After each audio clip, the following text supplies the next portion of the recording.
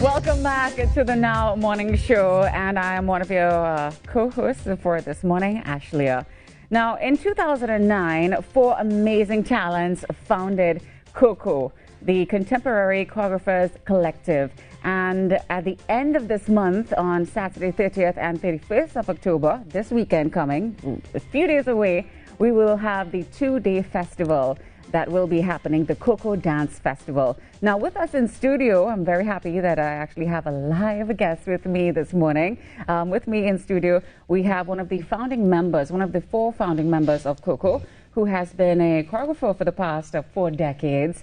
But as he rightfully said, he has been earning an actual living from working in advertising and marketing communication. Good morning, Dave Williams. Nice to have you on set. Well, it's good to be finally on, well, somewhere. Anywhere. I know. It's good to come out, dress up a little bit. Without a mask. Yes, without a mask, yeah. And in public. Yeah. So, Dave, let's start off first off. 12, 13 years ago, how did four of you all come together? How did the four of you all come together to create Coco, and why?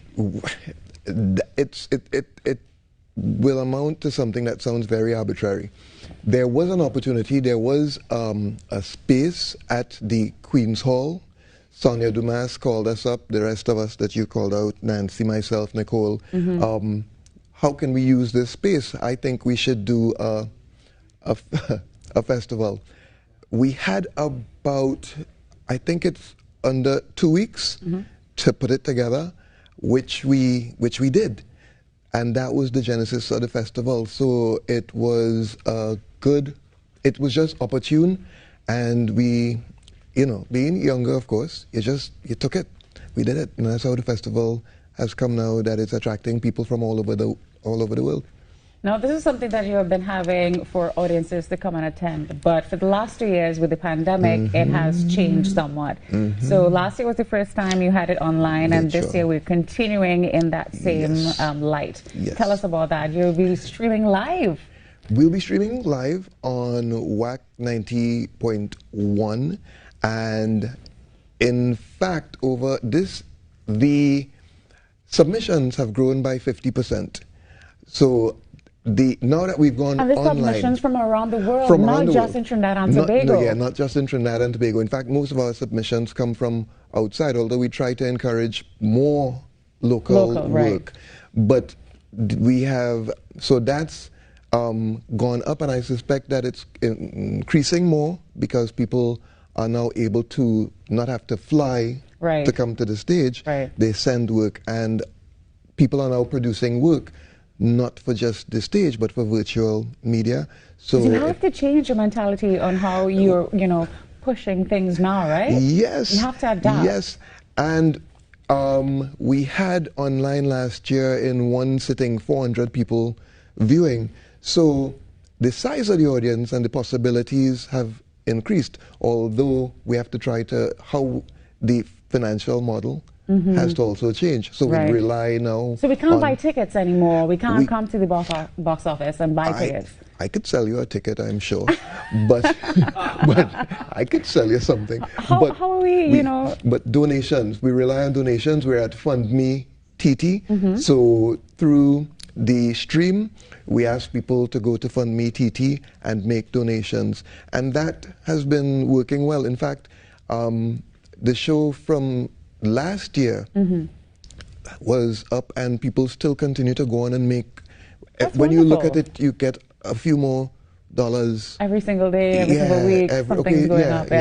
Yeah. So it's interesting. So let's talk about this festival. It says dance festival, but I'm getting a vibe that it's more than just dance. Am I right?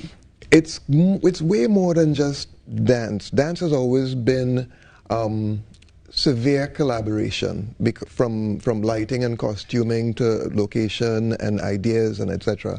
But once we step into the contemporary domain and now we add video to it, it's even broader.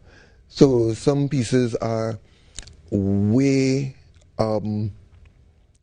technology based, with movement being reduced to even minimum, which is very exciting to see Right. where people are stretching the idea of dance. Creativity Yeah, coming to light, yeah. Yeah, and collaborations with people working in video and developing new skills.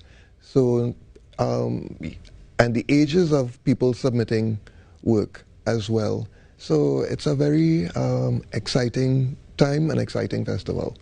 Okay, let's go a little bit deep. Deep. Do you think art should play a significant role in contemporary society? But that's deep, and that's the deep and the basic of it at the same time. Art, we need art.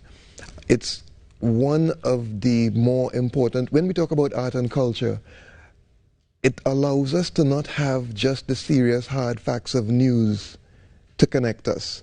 And if we have a society that we're just connecting on the hard, harsh reality, the realities of news and, you know, what's We walk around with a very stuff. dark cloud Right. over our heads. It could become kind of very heavy, and we talk a lot about mental health now. The thing about art is it gives us so many options, so many ways to apply our thinking and perspectives. So And express yourself. yeah, an expression. So from simple stories that, you know, like we have pieces in the festival this year with contemporary versions of Ladja Bless stories. Oh, nice. Yeah, don't get carried away by overly good-looking people stories.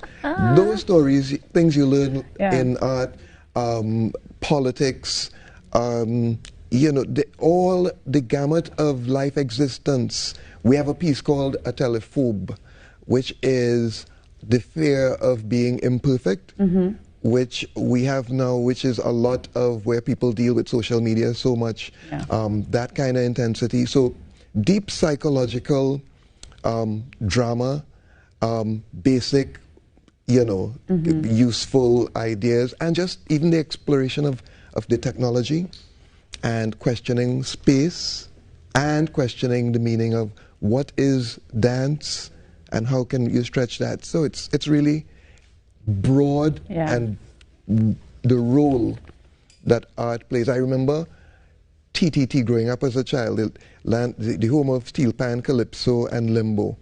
Every time that it came on, it identified who we are. And it said who we were. As a people, And it would be interesting to see what that would be now, the land of what? All the other things that have come up. Yeah. And those are cultural and art elements. Yeah. You know. So Dave, before we conclude the interview, quickly, what have you been up to other than, of course, the Coco Festival coming up this weekend, Saturday and Sunday? Yeah, Coco. Streaming live on WAC. Let me make that big plug. Streaming live on WAC Saturday at 2 p.m. on Saturday and Sunday. Different pieces each day. Because starting at 2 p.m. Starting at 2 p.m. Right, on each day. Right, each day. You can go on to WAC, or you can go to our website or Facebook, Coco. You have Instagram as well. Yep. But mostly Facebook and the website, and we can direct you to the feed.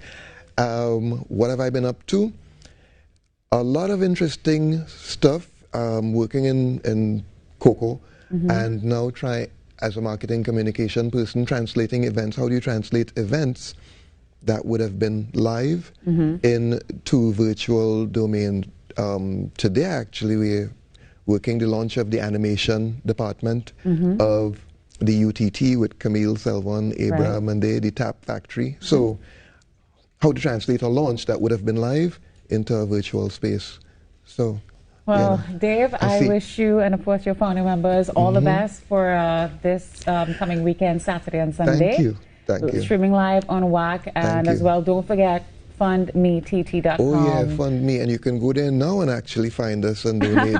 Yes, even go before. right now. Yeah. And check it out this weekend. We'll be right back.